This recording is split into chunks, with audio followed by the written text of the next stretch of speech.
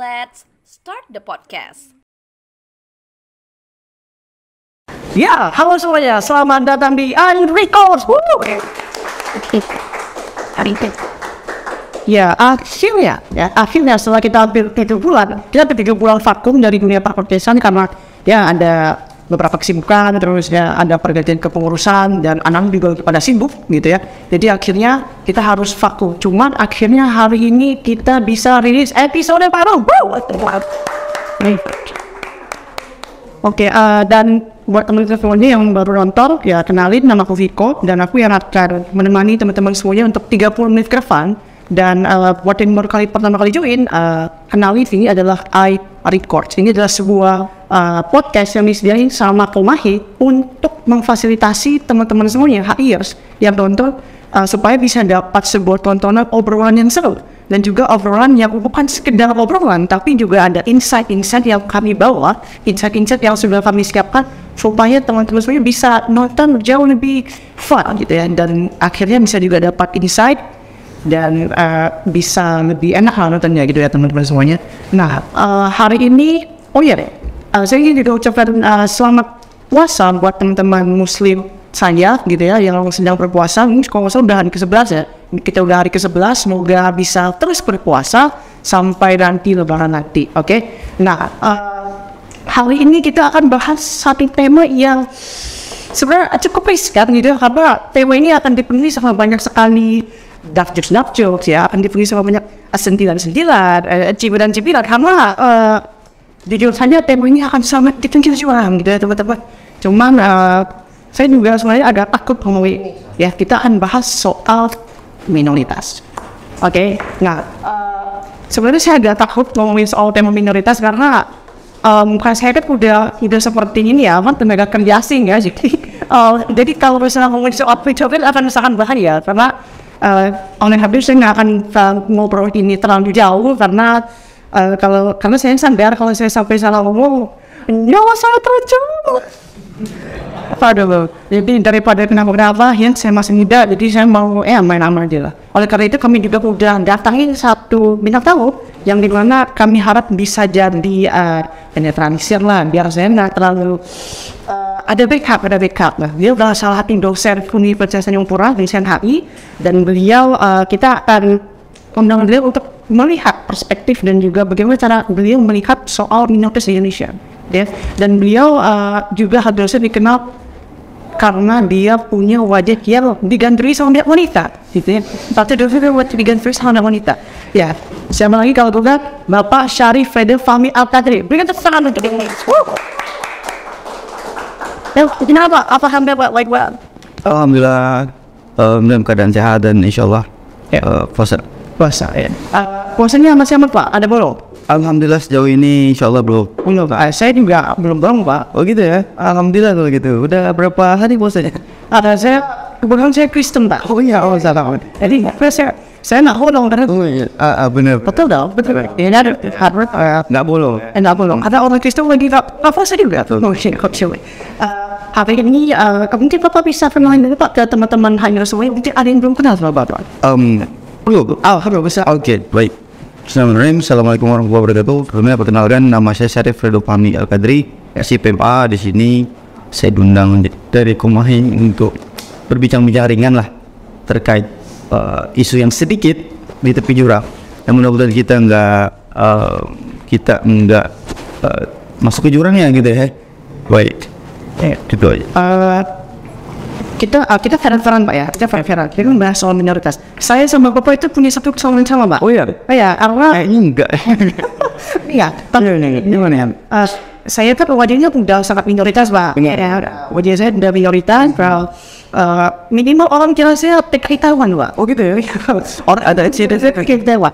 Karena samping ininya, dan Bapak juga punya wajah yang Arab-Araban, punya wajah Arab-Araban dan bisa dibilang wajah Arab-Araban juga termasuk minoritas Pak. Oh gitu ya? Di Indonesia kan ada juga yang tidak sebanyak yang lain.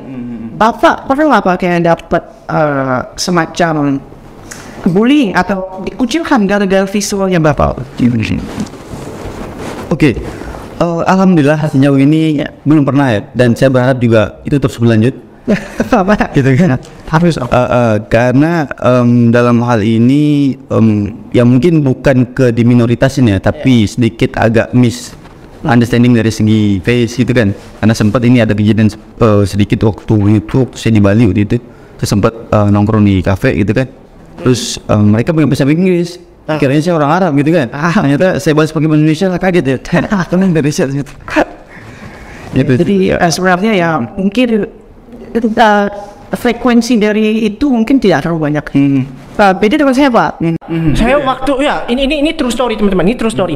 Saya waktu kecil saya tuh tinggal di lingkungan yang isinya itu bukan orang Cina. Jadi orang Cina itu cuma saya di situ. Gitu. Ya, teman-teman saya yang Cina yang Tionghoa maksud saya itu agak ke sana. Nah, saya itu tinggal di daerah seperti itu yang sisanya sukunya lain gitu. Nah, waktu kecil saya sering banget kayak dibully gitu. Kayak misalnya saya lagi habis pulang main gitu ya, habis pulang main dari mana terus tiba-tiba saya dilemparin petasan, Pak. Di bawah kaki saya, tepat di bawah kaki saya, dan saya ingat sekali itu sakit banget, dan saya langsung pulang nangis ya, laporin orang tua gitu. Terus misalnya kayak lagi saya pengen main bola gitu kan, terus ya nggak diajakin, kayak apaan sih, nggak gitu, Cina gitu. Itu udah sering banget waktu itu. Nah, jadi kayak itu tuh udah sering banget. Tapi ada satu yang saya juga heran, kenapa ada orang seperti itu, Pak ya, kayak kenapa gitu, kayak benci orang hanya karena kulitnya warnanya hitam, rambutnya ikal, matanya sipit, kayak nggak make sense aja buat saya. Iya. Kalau menurut saya sebenarnya itu terletak pada mindset ya. Mindset. Jadi mereka berpikir bahwa ini menurut saya. Iya. Mereka berpikir bahwa minoritas itu suatu hal yang memang harus dipertahankan. Nah, karena itu di luar dari sebuah kaidah normal gitu ya. Iya. Nah, ini nih sebuah kaidah normal ini yang ketika orang awam melihat itu suatu hal yang memang tidak lazim. Sehingga ketidaklaziman itu pengen dipertahankan oleh mereka. Nah, dan kemudian minoritas ini kemudian menjadi sebuah konsep atau menjadi sebuah pemahaman yang kemudian dilakukan terus-menerus. Mungkin sampai saat ini, dan akhirnya jadi budaya gitu, Pak ya? Itu dia. Jadi budaya. Iya, tapi ini kira-kira seperti menurut saya itu sebenarnya terjadi karena adanya doktrin, iya nggak sih, Pak? Karena lingkungan juga nggak sih? Oke. Sebenarnya kalau bicara lingkungan bisa iya bisa tidak. Kenapa saya katakan bisa iya? Karena mungkin di circle-nya mereka, di lingkungan mereka yang mayoritas tadi gitu kan, berpikiran bahwa minoritas itu tadi suatu pembeda atau yang suatu hal yang memang berbeda dan tidak dapat diterima oleh mereka. Tapi di sisi lain banyak juga beberapa kalangan yang menganggap bahwa minoritas ini bukan sesuatu yang memang patut untuk diminoritaskan gitu loh. Tapi justru sebaliknya. Ya, dilihat dari konsep yang lebih dalam, bahwasanya minoritas itu hanya dalam bentuk fisik kan. Bukan bicara tentang bagaimana kita bernegara, berbangsa gitu kan. Tapi pada akhirnya sense untuk mempertahankan keminoritas budaya suku itu tadi akhirnya kan jadi akhirnya bahaya, Pak. Kayak kemarin ada yang penolakan pembangunan gereja di Cilegon, terus ada sempat juga yang pembubaran ibadah agama lain. Itu kan salah satu bentuk pertahanan yang akhirnya jadinya nggak tepat gitu. Saya rasa nggak tepat, ya kan? Kayak gimana ya? Bukan dengan cara seperti itu dengan mempertahankan budaya itu. Menurut Bapak gimana, Pak? Oke, kalau kita bicara budaya, benar, itu bicara tentang minoritas tadi ya. Minoritas. Tapi kalau kita bicara tentang ketoleransian, gitu ya. Itu perlu kita pisahkan dulu. Kita pisahkan dulu kepada pak-pak yang berbeda. Ketika kita bicara tentang toleransi, itu suatu kewajiban bagi seorang warga negara terhadap warga negara lain. Karena itu adalah bagian dari sebuah norma yang memang diatur oleh Undang-Undang 1945. Di mana satu sama lain saling menghormati agama, kepercayaan, dan dalam menjalankan agama mereka. Kan gitu. Nah, itu diatur tuh dalam pembukaan undang-undang. Iya. Dan saya ingin sedikit menyoroti yang bagian apa yang tadi tidak diizinkannya pembangunan gereja tadi, Pak. Kayak menurut saya mungkin tolong dicatat ya nama-nama yang yang menolak pembangunan gereja, mungkin bisa di blacklist dari diskon Natal Matahari Department Store, Pak. Iya. Mungkin tolong bisa kan saya bantu mereka supaya konsisten, ya kan. Masa udah nolak tapi belinya juga pakai diskon Natal kan ya. Tidak sesuai dong, ya kan. Ya, mungkin bisa tolong dicatat ya. Iya. Dan saya ingin sedikit balik kepada psikologis, Pak. Kira-kira ini salah satu yang menjadi keresahan saya. Banyak orang yang bilang bahwa kita harus mendukung semua jenis kaum minoritas. Bapak setuju nggak, Pak? kita harus mendukung semua hak kaum minoritas, semua. mendukung semua hak kaum Ya. minoritas. Oke. Ya. Kita pisahkan dulu ya. Oke. Nah, kita pisahkan Oke. dulu lagi nih. Oke. Gitu kan. Karena ketika kita bicara tentang minoritas, Ya. itu dalam sebuah tataran yang minor, Minor. yang sedikit, Sedikit, kan? ya. Nah, cuma bukan berarti kesedikitan ini dapat kemudian dapat seenaknya. Begitu juga sebaliknya. Ya. Dalam konteks yang mayor atau yang lebih banyak ini, Ya. bukan berarti mereka juga benar.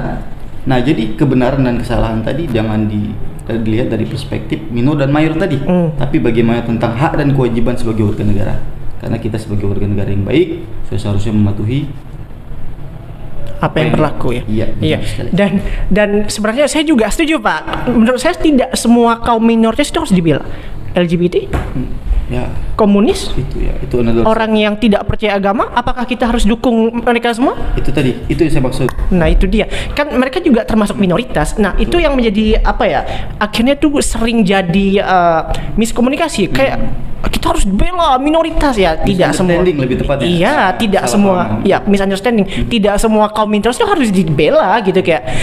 Selanjutnya mereka, cuman gimana Pak? Kayak secara psikologis mereka yang merasa terzolimi gitu. Misalnya, oh kami minoritas, tapi pada akhirnya kami tidak dibela gitu. Padahal kan secara budaya, secara hukum mereka juga tidak sesuai dengan apa yang ada di Indonesia. Tapi mereka juga menuntut hal itu. Itu gimana Pak? Oke.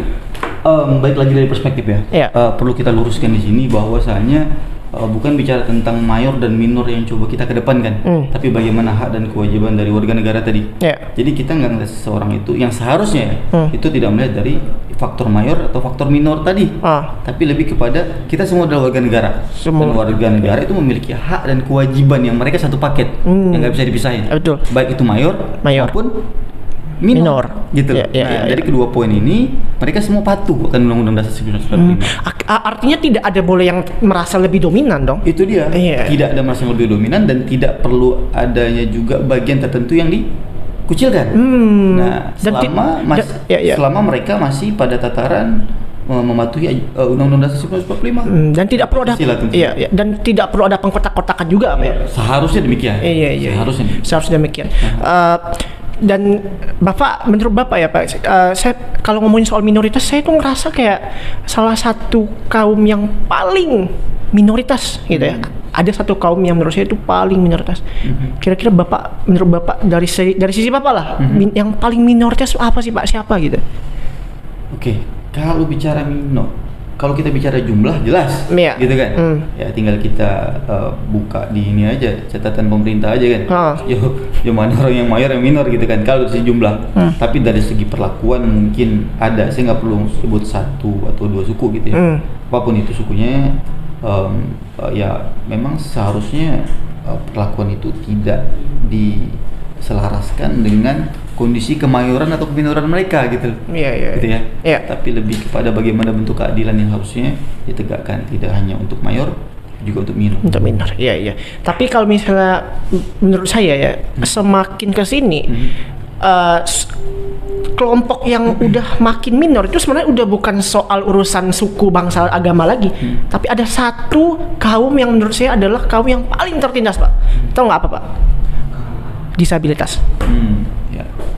Disabilitas itu saat ini berjumlah kurang lebih 1 miliar orang dan itu adalah 15% dari populasi global. Bayangkan, udah mereka kekurangan, udah secara fisik mereka kurang, mohon maaf ya teman-teman, udah secara fisik mereka kurang, tapi mereka masih harus dapat diskriminasi ganda Pak. Bayangkan, sekolah saja itu mereka nggak bisa sama kami yang normal.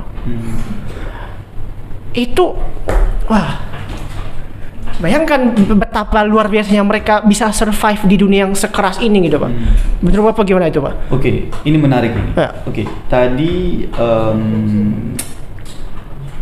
Viko sampaikan bahwa mereka tidak memiliki, tidak bersekolah yang sama dengan kita gitu ya. Itu dari perspektif yang menarik.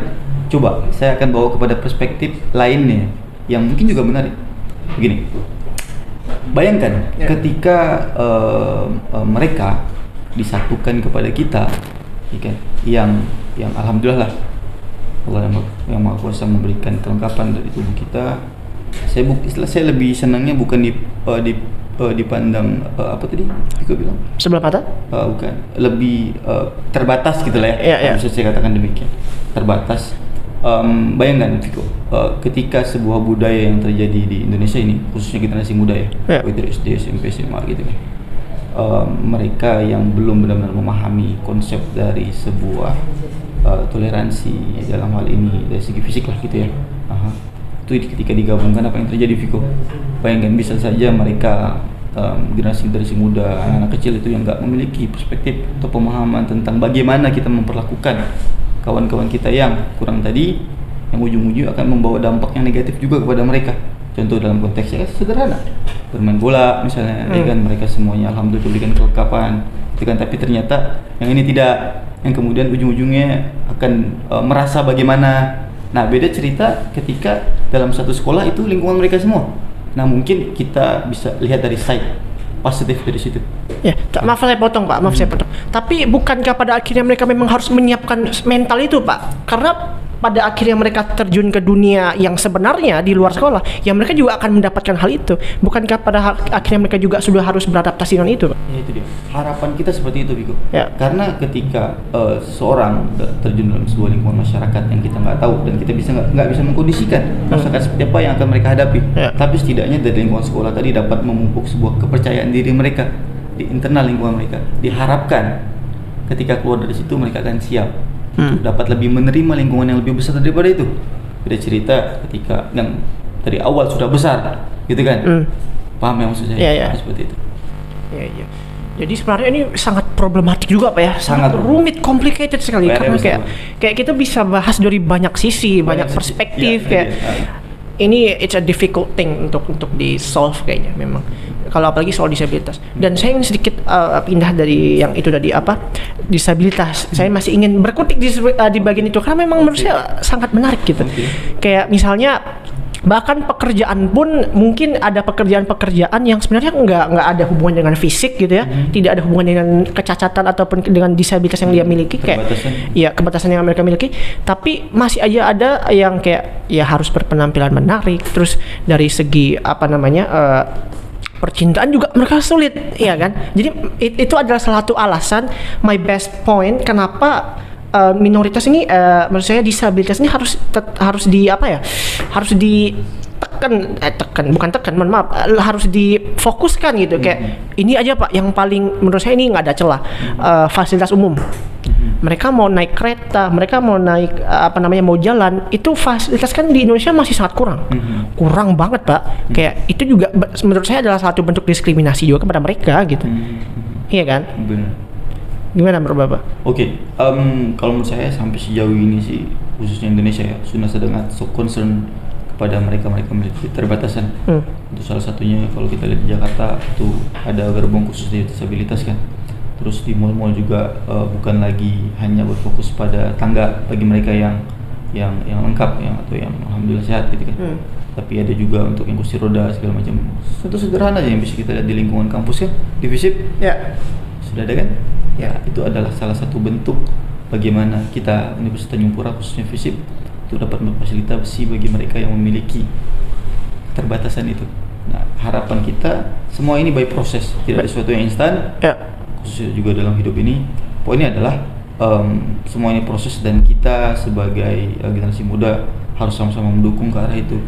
Karena kalau kita bicara dalam konteks fasilitas itu sifatnya sangat skop atau skop yang kecil ya. Tapi bagaimana kita selaku sesama manusia memanusiakan mereka, bukan hanya dari konteks fasilitas yang sifatnya menurut saya hanya sebuah pendukung, gitu loh. Yang harus kita lakukan adalah bagaimana mereka dapat pede, mereka dapat percaya diri dengan keterbatasan mereka dan dapat berbaur dengan sebagaimana mestinya. Saya juga bingung Pak, kayak apa ya? Kalau kita ngomongin soal minoritas, ternyata yang selalu saya pikirkan itu mungkin ini hanya terjadi di beberapa negara. Di Indonesia itu banyak sekali. Ternyata setelah saya cari tahu memang bahkan di dunia luar pun ini banyak sekali. Makanya kayak ada gerakan-gerakan Stop Asian Hate, ada gerakan-gerakan kayak Black Lives Matter. Itu kan salah satu bentuk perjuangan orang-orang yang bisa dibilang masih normal dalam tanda kutip untuk memperjuangkan minoritas ini. Nah, kayak misalnya minoritas yang waktu itu saya sempat baca Pak, ada waktu itu ada seorang nenek-nenek yang tiba-tiba dipukul, nggak tahu, nggak ada angin, nggak ada apa, tiba-tiba dipukul di, kalau nggak salah di San Francisco, itu tiba-tiba dipukul sampai matanya lebam, dan dia sempat cerita bahwa dia sampai trauma, dan itu kan tanpa alasan Pak. Terus ada juga yang tiba-tiba didorong, terus ya udah dorong ke di bawah kereta api, di rel kereta api, habis, selesai. Bayangkan ternyata di luar itu jauh lebih besar dampak dan juga yang terjadi ternyata lebih besar. Indonesia kan baru ya sekelas membubarkan gereja, penolakan, di sana udah main, wah itu parah sekali. Kalau dari sisi HI Pak, kita kan anak-anak HI itu, bagaimana HI melihat ini Pak? Kira-kira seperti apa? Kayak saya bingung juga dengan HI, perspektif HI yang khusus melihat keminoritasan ini. Coba sebelum saya menjawab, saya pengen nanya Viko deh. Ya. Viko sebagai mahasiswa HI nih, iya kan? Udah semester berapa sekarang? Saya semester 4 Pak. Udah lumayan lah ya. Lumayan. Ya, 2 tahunan kurang lebih ya berarti? Ya, hampir 2 tahun. Iya, kurang lebih 2 tahunan. Nah, coba gimana? Agak susah ya. Oke gini. Menurut saya sebagai anak HI memang kalau isu minoritas memang harus jadi concern kita bersama. Menjadi concern, dan ini memang sebenarnya tidak cuma di sisi HI, kita memang melihatnya memang dari skup yang luas. Apalagi kita yang memang belajarnya soal dunia, hubungan internasional, diplomasi, memang kita harus banyak melakukan kerjasama diplomasi. Bagaimana kira-kira ini bisa terselesaikan gitu. Kalau misal di Amerika ada satu organisasi yang namanya Stop AAPI Asian Hate. Jadi itu adalah sebuah organisasi sosial nirlaba yang khusus untuk mencatat berbagai kasus-kasus minoritas yang terjadi di Amerika Serikat. Terus mereka juga kayak bikin gerakan-gerakan sosial itu. Nah, memang saya lihat untuk dari HI sendiri ya memang ini juga salah satu jadi isu HI. Kayak ada satu, kan ada kalau nggak salah 6 atau 7, mungkin Bapak bisa luruskan, isu keamanan, dan salah satunya adalah isu keamanan sosial, dan ini bisa dibilang masuk ke keamanan sosial Pak. Betul. Oke. Jadi begini, coba kita bicara dalam kacamata HI ya. Iya. Jadi seperti yang kita ketahui bersama, ketika kita dari hubungan internasional itu kita bicara aktor, ya kan? Jadi tanpa adanya aktor dalam sebuah hubungan internasional, maka sebaliknya hubungan internasional itu tidak akan terjadi. Dimana secara garis besar kita dapat lihat dua aktor, Ya, yaitu negara apa? dan non negara. Nah, yang Viko tadi sampaikan, bentuk diplomasi yang dilakukan itu antara negara satu dan negara lain yang memiliki interest atau kepentingan dalam memperjuangkan keminoran tadi. Contoh salah satunya misalnya negara Islam, kemudian mereka juga berdiplomasi kepada negara-negara yang non, kan, yang dominan bukan gitu kan. Kemudian dapat memperlakukan, kan, masyarakat Islam seperti layaknya mereka, yang kita sangat tahu itu di luar sana bagaimana bentuk, kan, keminoritasan yang dilakukan oleh mayor kepada minor. Salah satunya Islam, khususnya yang sering kita lihat isu India gitu ya, banyak sekali itu. Banyak. Wah, luar biasa itu. Kadang saya ngeliatin video itu sedih banget kadang ngeliatin. Ini apakah ini bentuk kemanusiaan gitu ya? Iya. Nah itu dari segi diplomasi dalam konteks negara. Nah, kalau NGO atau dalam contoh kasus yang tadi Viko sampaikan, Stop Asian Hate. Stop Asian Hate. Itu salah satu bentuk NGO kan, yang mengarah pada bagaimana agar sebuah bentuk diskriminasi atau keminoran ini tidak terus terjadi. Artinya ada sebuah batasan. Sebenarnya begini, sebelum kita bicara tentang batasan, kita harus pahami dulu sejauh mana sih batasnya. Bagian atau dari batasan dari mana sampai mana yang mengarah kepada ini yang dinamakan hate, kebencian gitu kan. Nah, dan pemahaman ini harus ditekankan pada mereka, khususnya masyarakat internasional, bahwa hate atau kebencian ini tidak seharusnya dipelihara dan bahkan dikedepankan dalam konteks internasional. Karena dalam skup yang sederhana kita bisa lihat bahwa kita memiliki agama yang berbeda, dan tiap agama itu ada di tiap negara, gitu ya.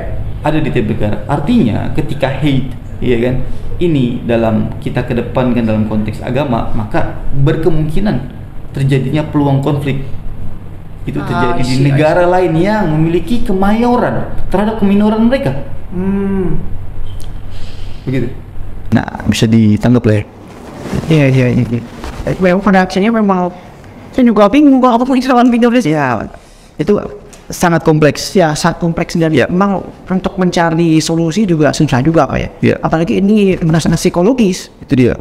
Ya tadi kalau bicara solusi, kalau menurut hemat saya tadi dalam konteks negara dan non negara, dalam konteks hubungan internasional ya, bahwa negara lebih memfasilitasi diplomasi dalam bentuk apapun, ya kan, maupun soft maupun hard, gitu kan, Ya. mengarah kepada bagaimana agar keminoran ini tidak terus terjadi, dan juga organisasi internasional khususnya dapat lebih proaktif dalam memberikan pemahaman, bukan lebih pada menekan yang tadi Viko katakan. Ya. Bukan. Gini, penekanan itu dilakukan karena ada satu hal, Viko, karena bentuk ketidakfahaman mereka. Sih. Jadi sebaliknya yang harus kita coba brainstorming atau coba kita restrukturalisasi, ya adalah bagaimana pemahaman bagi mereka dapat menerima itu, atau pada bagian mana yang tidak diterima kemudian kita fasilitasi agar adanya sebuah penerimaan. Nah, bukan kepada penekanan. Ya. Karena kalau penekanan itu indikasinya pada unsur pemaksaan. Dan ketika segala sesuatu yang dipaksakan dalam agama saya itu tidak baik. Ya. Seperti itu. Bahkan kalau misalnya kita bicara dalam konteks internasional juga kita sempat ada namanya konvensi internasional yang bahas soal penghapusan segala bentuk diskriminasi rasial Pak di 1949 kalau nggak salah. Terus Indonesia juga udah sempat tanda tangan dan juga ratifikasi itu di 1999. Nah, tapi yang ingin saya soroti pada akhirnya konvensi-konvensi ini akhirnya seperti hanya menjadi sebuah hitam di atas putih pakai. Akhirnya hanya semacam dokumen formalitas yang kenyataannya sampai sekarang masih terjadi. Apakah memang ini bagaimana Pak? Saya juga bingung bahas ini sebenarnya Pak. Jadi gini, kita melihat dari kacamata HI dulu nih ya, ya kan? Kita melihat dari kacamata HI hubungan internasional, bahwasanya seperti yang kita ketahui bersama, ketika negara bergerak atau berbuat dalam konteks internasional, dia punya national interest, ya kan? Nah, national interest ini kemudian dapat mempengaruhi perspektif dia pada skop atau aspek mana yang perlu diprioritaskan dan yang tidak. Saya tidak mengatakan bahwa negara tidak melihat ini penting gitu ya, bukan. Ya. Tetapi mungkin ada skala prioritas atau ya tadi kan national interest tadi yang perlu memenuhi pada tataran tertentu sehingga ini dipadat urgent. Dan urgent ini kan harus ditindaklanjuti. Nah, mungkin ke arah itu. Tapi pada dasarnya saya rasa Indonesia juga sampai sejauh ini cukup baik dalam coba tidak melihat dari perspektif kearjenan tadi, tapi pelan-pelan coba dilakukan khususnya negara Indonesia kan. Kita jangan jauh-jauh lah, kita bicara tentang skop nasional aja gitu kan, pelan-pelan. Kalian Vivo pernah dengar kan? Pernah lihat maksud saya dalam stasiun TV ya kan, selain kita bicara tentang sebuah berita, di bawahnya atau di belakang itu ada bentuk bahasa yang mereka tidak bisa dengar gitu kan. Bahasa isyarat. Itu dia. Itu salah satu bentuk cara gitu kan, yang sudah mulai concern dalam mungkin 1, 2, 3 tahun lagi lah ke belakang kemarin gitu kan, ke arah itu. Ya, dan sekarang udah banyak di TV-TV. Alhamdulillah demikian gitu kan. Artinya apa? Negara dalam hal Indonesia sudah mulai benar-benar concern untuk dapat mulai gitu ya, memulai gitu, dan lebih serius gitu. Akhirnya memang ini menjadi sebuah isu yang memang isu yang memang karena kita dari sepanjang yang kita bicarakan memang rumit ya kan, memang perlu solusi-solusi yang memang langsung gitu ya, mulai kayak seperti isyarat dan seperti itu. Mungkin terakhir Pak, mungkin ada nggak Pak satu patah dua patah kata buat teman-teman di luar sana yang mungkin secara mungkin memang merasa tertindas ya dari sisi minoritasnya gitu, mungkin ada nggak Pak satu patah dua kata buat mereka? Oke, saya akan ulang saja sih pembicaraan saya di awal. Apa saya sampaikan bahwa keminoran itu bukan dilihat dari kesedikitan dan kemayoran itu bukan dilihat dari banyak, tapi mayor dan minor itu dari mindset. Jadi baik itu mayor ataupun minor, mereka harus memahami bahwa baik itu mayor dan minor itu tidak ada bedanya. Betul. Gitu ya. Yang membedakan itu sebenarnya pada mindset mereka. Walaupun mungkin ketidaklengkapan itu menjadi sebuah batasan atau sebuah keterbatasan gitu kan, tapi jangan itu dijadikan sebuah alasan untuk dapat kemudian mereka berbeda. Padahal mereka sama gitu. semua manusia memang patut memiliki hak dan kewajibannya sendiri gitu. Iya. Masing-masing. Oke. Mungkin karena kita udah seru Pak ya, mungkin kita bisa lanjutkan nanti di mana lah ya, Boleh. di kampus atau Boleh, silakan diatur karena aja. kita memang sudah durasi, kita punya durasi iya. teman-teman. Mungkin segitu saja pembicaraan kita pada podcast kali ini ya. Tolong semua teman-teman mungkin yang punya pertanyaan lebih gitu, mungkin bisa hubungi Pak Renda gitu. Jangan langsung ke ini aja. Karena beliau yang bertanggung jawab di sini. Iya. Saya cuma diundang di sini. Iya. Saya juga terima kasih Pak udah hadir hari Baik, ini.